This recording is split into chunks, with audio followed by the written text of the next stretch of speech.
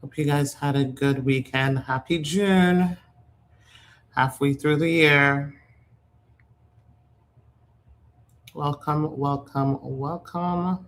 233.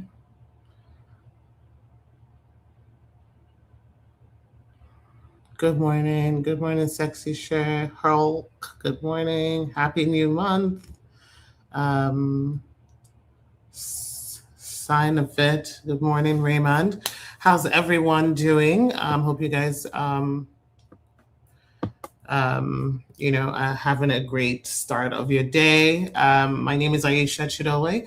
I'm an immigration attorney here in Atlanta, Georgia. I represent all clients in all 50 states um, with a family immigration matter, the humanitarian-based cases, deportation, defense, and some detention work. If you'd like to schedule a consultation with our office, call us 678-325-1037 or 678-233-2170. You can also schedule a consultation directly on our website and go to the scheduling booking link, and you can schedule a consultation yourself there. Link to that is in any of our bios on Instagram, YouTube, and Facebook. If you have any friends that have an immigration issue, definitely share this video. It should be helpful for them. So let's just get right into it, and so, of course, the first thing I wanted to talk about was, obviously, unless you've been living under a rock, that a week and a half ago, USCIS basically issued a memo basically trying to, basically saying that, everybody has to consular process, which, of course, was essentially a policy to weaponize discretion and make it, alarm people, or whatever it is. But as of this Friday, USCIS walked back its what it basically said. It walked it back and basically said, most immigrants won't have to leave the United States to get a green card. That all we were just doing was reminding the officers that they have discretion. They've always had discretion, to make decisions based on public charge or different bases, fraud, misrepresentation. They've always had that. But, I think that a lot of the backlash is what resulted in them walking back that statement, because as a matter of fact, you can't just change the law via a memo, right? You have to go through congressional votes and all of that. So again, it remains as it was before, where you can adjust your status if you're eligible. Most people that will be eligible will be immediate relatives, so spouses of U.S. citizens, children of U.S. citizens under 21, parents of U.S. citizens who are over 21. If you are filing based on being the spouse or unmarried child under 21 of a green card holder, you have to be in status, and visas have to be current in order for you to be eligible for adjustment of status. But again, when we hear these things, until I start to see really how, I've heard different things from colleagues. The first few days, they were asking 4 particular questions about why did you process your case here versus consular processing, which I talked to you guys about last week. And I think I also posted like an infographic on my page about it. But I still would say that at least for this month, to still prepare your application with positive equities, even though they're just saying we're reminding you of discretion. I would still say prepare to be able to say why you should be approved, even though they've walked back what they said, just until we kind of see what they're doing. So that's what I would recommend. If my recommendation changes, I'll let you know. I still want us to prepare, like my team and I, to prepare clients, adding supporting evidence that they should be approved and they should do their process here. So again, you can apply for adjustment of status in the United States. This is something that has been walked back. For those that are going to ask me about humanitarian cases, as I said last week, those were always exempt from this requirement. But again, they're now saying that they're just going to focus on higher scrutiny on people who come from countries that have a high public assistance ratio, like take public assistance. So like I don't know how they're determining that or the countries that do that. So, I would say that, if you're from a public charge country, like you're from a country where your consular process is on a pause, it's just would be good to provide all sorts of economic and other things to prove that you're not going to be a public charge, and basically there's nowhere else for you to adjust other than here. Again, someone is asking me, have they lifted the pause on Nigeria? The pause has not been lifted, and I've told you guys, if the pause is lifted, I will be the first to tell you. You don't even have to ask me about it. I will let you know. The other breaking news that I wanted to talk about today was related to a new decision, a nationwide decision that was passed end of last week or early last week for those who have humanitarian cases like VAWA, T's, and U's. If you have prima facie bona fide determinations, they said you cannot detain those people unlawfully, because if you detain them, then how are they going to work with law enforcement? How are they going to do what they need to do? So for those people, that is something that your attorney could possibly be making an argument for, barring any criminal issues. That is something that they can be making an argument for if you were detained. Based on this, it's ICIM versus NOEM decision, basically saying that they should be released. A few of my colleagues have reported that they've used the memo since last week, and that ICE has released their clients from detention. And I know someone is trying to get a client that was wrongly deported back based on that. So again, if you fall under that, or you are someone that is in detention, because of that, that is something, and that is an argument that you could potentially make to get out of detention. Okay.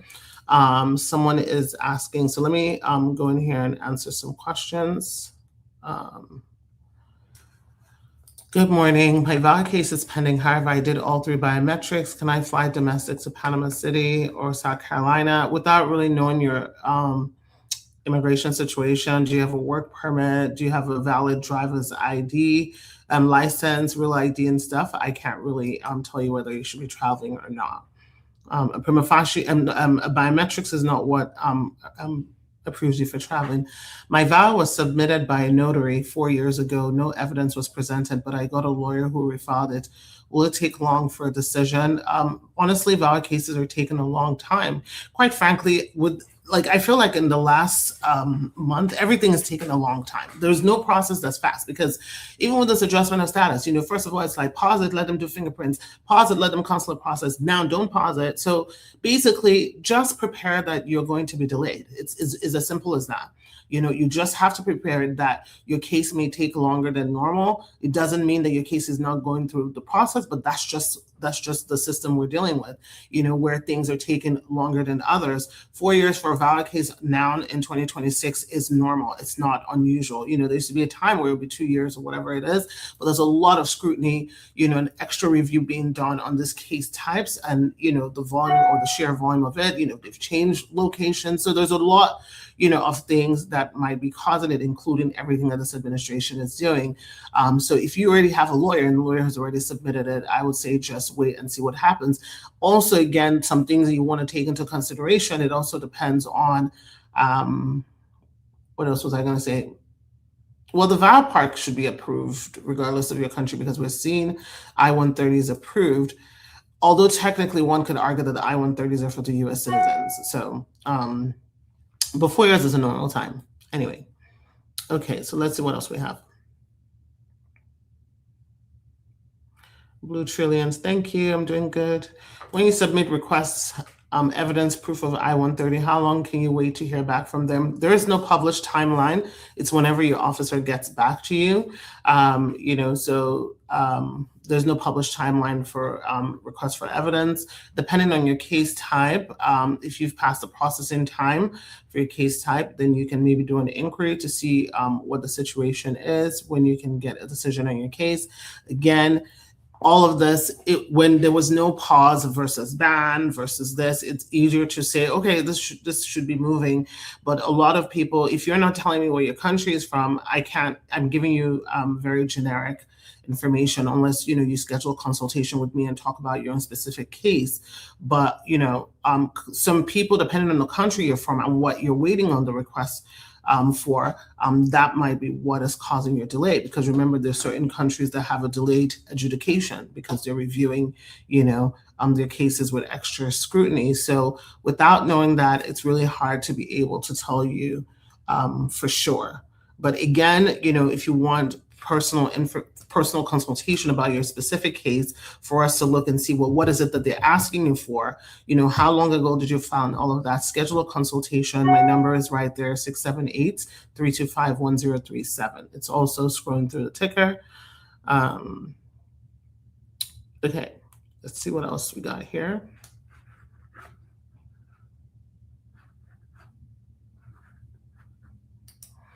From last year, May, I applied for my C9 work permit through VAWA. The receipt date says October 31st. To prima facie is no EAD. If your receipt date says October, right now work permits are taking on average 10.5 months. So you are still in a normal processing time for you to receive your work permit. And again, this also depends on what country you're from. Some countries have delayed adjudication on their work permit. So it really depends on what country you're from. But if you're not from any of the countries with delayed adjudication, then this is what you're looking at.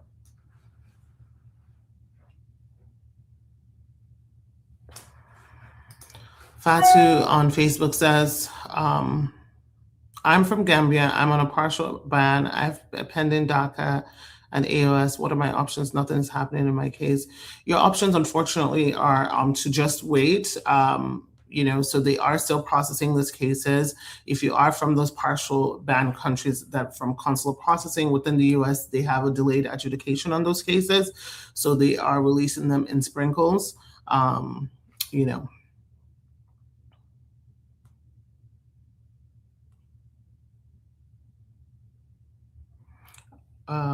Okay, so let's see. Some of the questions are repetitive, so I'm just skipping those ones just because I already answered them. Does the pause affect adjustment of status for Nigerians? Yes, it affects everyone from the 39 countries. It means that, your 485, there will be a delay in approving that. However, what we're seeing is that they will approve the I-130. Like some of the officers are telling us, they will say, okay, we can approve the I-130 now, but because of this hold, we have to wait until they lift the holds to approve the 485.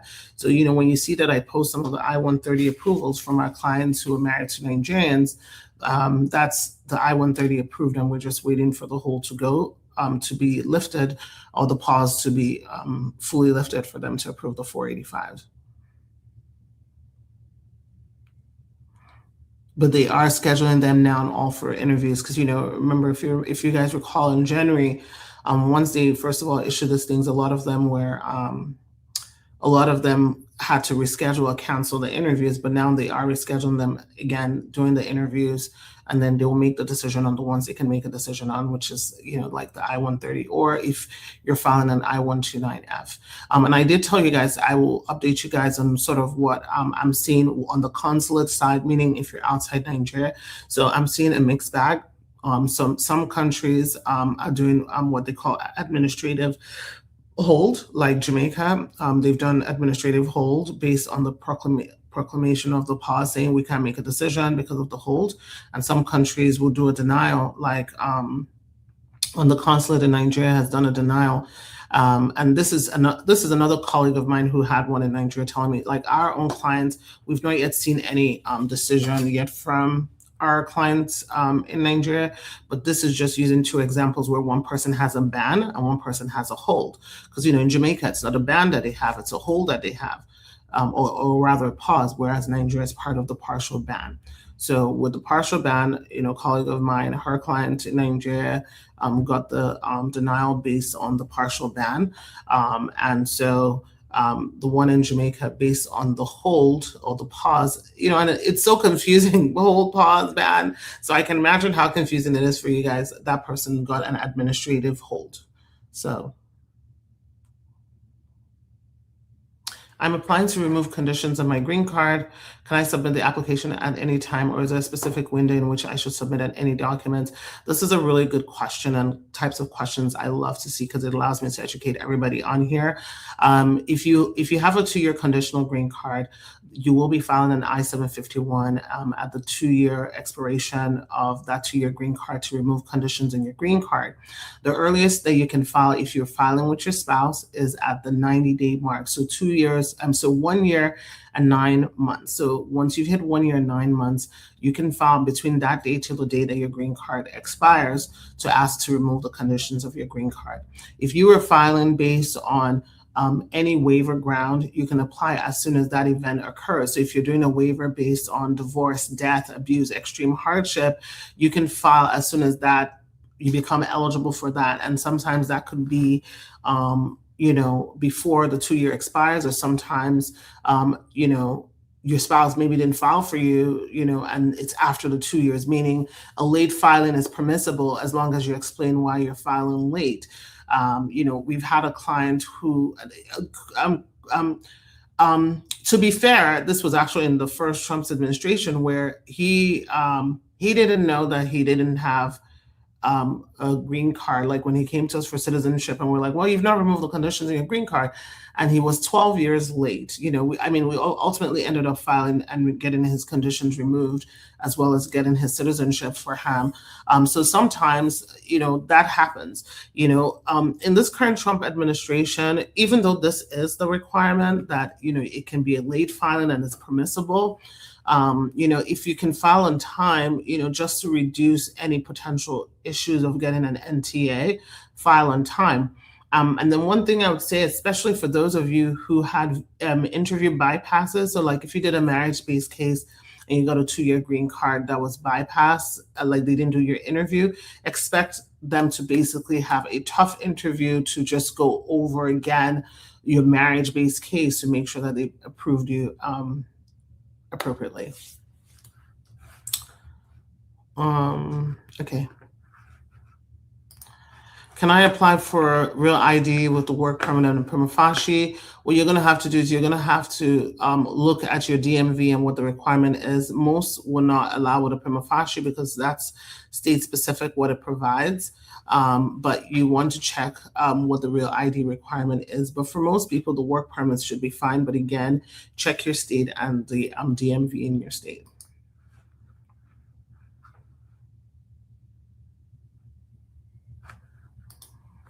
My friend has a VAWA pending with adjustment of status. What is going to happen? I'm not sure I understand your question. What is your question? Everybody has pending cases. So what exactly is the question that you're asking? You can file concurrently. You can file a VAWA and adjustment of status at the same time. So what typically happens is they have to, first of all, approve the VAWA. If they approve your VAWA, then you move on to adjustment of status, which is the 485. And then if they approve that, you get a 10-year green card. If they need something to approve your VAWA, they will send you a request for additional evidence. Or if they feel that they can't approve it, they'll send you a notice of intent to deny. Or if they can approve it, then they'll send you an approval. So I'm not sure of your question. So hopefully one of those points answered your question. My case is past the normal time as a Nigerian. My case was submitted in May 2022, but I'm from Nigeria. Yes, yeah, you definitely will not be. I don't know what your cases are trading. So what is past the normal time? You say your case, and I'm your lawyer. So what is your case? What is your case type? Is it a marriage-based case? Is it a VAWA case? Is it a removal of condition case? Is it a trafficking case? Like what kind of case do you have? But if you're Nigerian right now, you should fully expect a delay. Mm-hmm. Okay, I answered this one.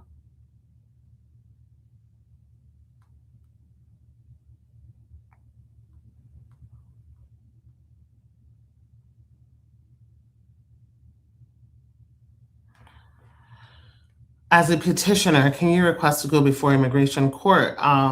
As a petitioner of what? What are you petitioning for? Are you in removal proceedings or are you trying to get into removal proceedings? Which one? I would need a little bit more to be able to answer that.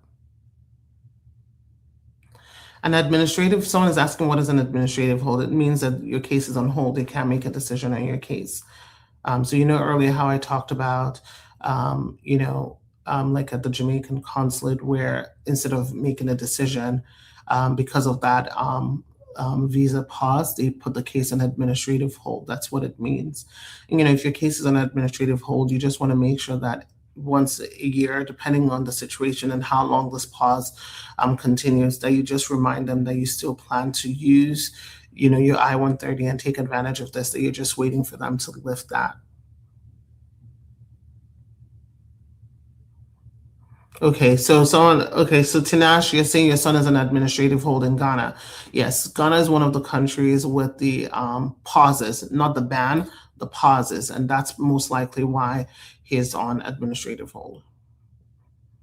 So it seems the consensus is that for the countries who have the 75 country pause based on public charge, a lot of the consulates are putting them on administrative hold. I haven't dealt with all of those consulate offices, just the ones that I'm aware of. And then the ones with the ban are just denying based on the ban.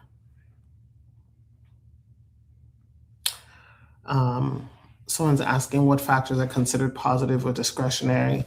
So basically, USCIS has always had the ability to use discretion in making a decision. If you joined me live when I first started today, I basically said that USCIS walked back what they said about everybody having to leave. They are now saying, actually, most immigrants don't need to leave if they're eligible for adjustment of status, which has always been the case. Which is why there was an outpour of just like, what the heck? There was like a lot of backlash because of that. And that's why they came back and they clarified saying that most immigrants can stay in the United States. What they're saying is that they're just reminding USCIS that we're not changing the rules, but you guys have always had discretion in a case-by-case basis, which has always been the case. But when you write something like that and make people panic, and I believe that, of course, some of this is reading inflammatory to scare people, to make people not pursue legal remedies that they have available to them, knowing fully well that it's virtually impossible for at least people from 75 countries to consular process. So how would it even work? So I guess, just because there was so much outrage about it, like they've walked back and, said that that's not what they were saying. So when you are thinking about positive equities, one of the things that you want to think about is the things that they're going to consider negative are, of course, if you overstayed your visa, if you worked under the table, if you have any fraud or misrepresentation, any criminal record, and then you want to make sure that your positives outweigh this. So they're going to be looking at family ties in the United States. How long have you been in the United States? If you've worked, have you been paying taxes? What do your employers or people in your community say about you? Have you volunteered in any capacity? Are you needing a joint sponsor? Do you have a likelihood? A lot of it is going to be economic related as well, because some of the questions they're asking is like, have you filed for bankruptcy? Every office is different and every office is different. If you're using a joint sponsor, they're looking at the income of you and your spouse. So basically anything positive that you can add to show, listen, I've never filed for bankruptcy, I have a job, or I have to stay home with the kids because my spouse, works full time and I don't have my status yet. One of the extraordinary hardship arguments that you should be making if you're from one of the 75 countries, or the 39 countries, is that essentially it's literally impossible for you to consular process. And so that would be a hardship that you have to make, a hardship argument that you can make. Okay, guys, I have to jump off. Well, before I jump off, let me just respond to this. Our trading says I have a valid case, and you're the one that says 2022.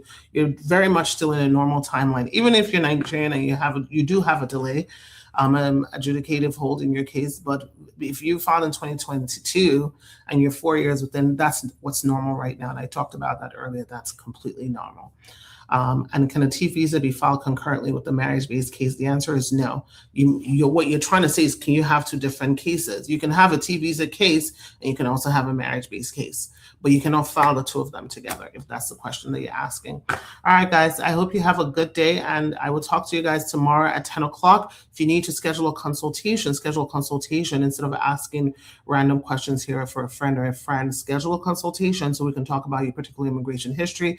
Right now, more than ever, you need to be very strategic in your application process, what you're filing. You should have an attorney review it. If you have multiple applications to immigration, you need to be doing a full year where you're getting your file from immigration so that we can see what USCIS has, what you submitted. Believe it or not, for a lot, I don't know if you guys know this, like when you are applying for something, they will pull, like in 4 years, like you will see your B1, B2, like when you applied for your tourist visa, it will be there. So this is a time to clean house, check everything in your application, make sure that you've dotted your I's, crossed your T's, and you're going in with a solid application, and more important, an explanation to anything that could cause a misunderstanding or confusion, especially for those of you who have B1, B2s that you did not complete yourself and you don't know what it looks like before you submit any case. All right, guys, I hope you have a wonderful one. We'll talk later. Bye.